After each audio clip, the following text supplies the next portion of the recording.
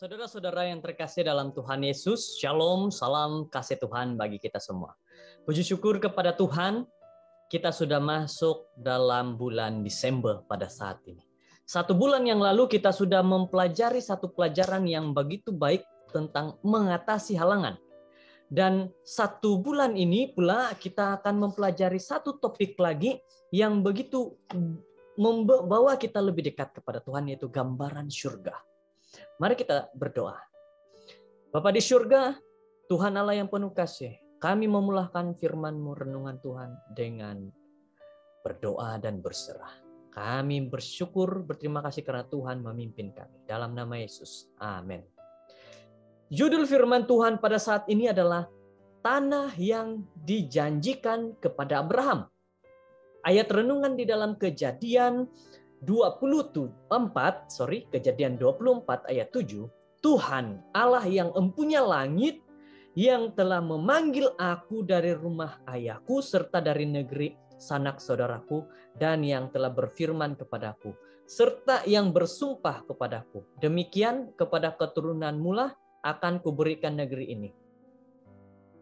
Tanah yang dijanjikan kepada Abraham pertama kali telah direkodkan dalam Kejadian 12 ayat 7. Abraham telah mengembara jauh dari Mesopotamia ke tanah Kanaan. Apabila dia akhir tiba di sana, ketika itu Tuhan menampakkan diri kepada Abraham dan berfirman, "Aku akan memberikan negeri ini kepada keturunanmu." Bertahun-tahun kemudian, apabila Abraham mencari seorang istri bagi anak mujizatnya Ishak, dia menceritakan kepada hambanya, Tuhan Allah yang empunya langit, yang telah memanggil aku dari rumah ayahku, serta dari negeri sanak saudaraku, dan yang telah berfirman kepadaku, serta yang bersumpah kepadaku, demikian kepada keturunanmu lah akan kuberikan negeri. Jadi saudara-saudara yang terkasih dalam Tuhan Yesus, oleh itu, tanah di mana Abraham berdiri yang pada waktu itu dikenal sebagai tanah Kanaan menjadi tanah yang dijanjikan. Selain kubur yang dibelinya untuk keluarganya, Abraham tidak pernah mempunyai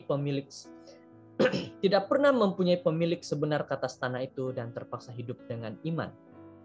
Karena iman, ia diam di tanah yang dijanjikan itu seolah-olah di suatu tanah asing, dan di situ ia tinggal di kemah dengan Ishak dan Yakub yang turut menjadi ahli waris janji yang satu ini. Tanah itu tidak menjadi milik Israel sehingga 400 tahun kemudian dibawa Yosua. Atas sebab itu, Patrick harus hidup dengan iman. Oleh sebab itu, praktek harus hidup dengan iman bahwa suatu hari nanti Tuhan akan melakukan apa yang Dia telah janjikan. Bukan saja mereka mempunyai iman bahwa Tuhan yang setia akan memberikan tanah yang dijanjikan itu di bumi, tapi juga tanah yang kekal di surga. Jadi saudara-saudara yang terkasih dalam Tuhan Yesus, di dalam firman Tuhan ini berkata bahwa janji Tuhan kepada manusia pada saat ini daripada Abraham juga adalah tanah yang Dia janjikan adalah surga. Jadi kita pada saat ini harus hidup di dalam nama Tuhan dengan baik. Kita harus berjalan bersama Tuhan, agar perjalanan hidup kita adalah menuju tanah yang Tuhan janjikan. Patriark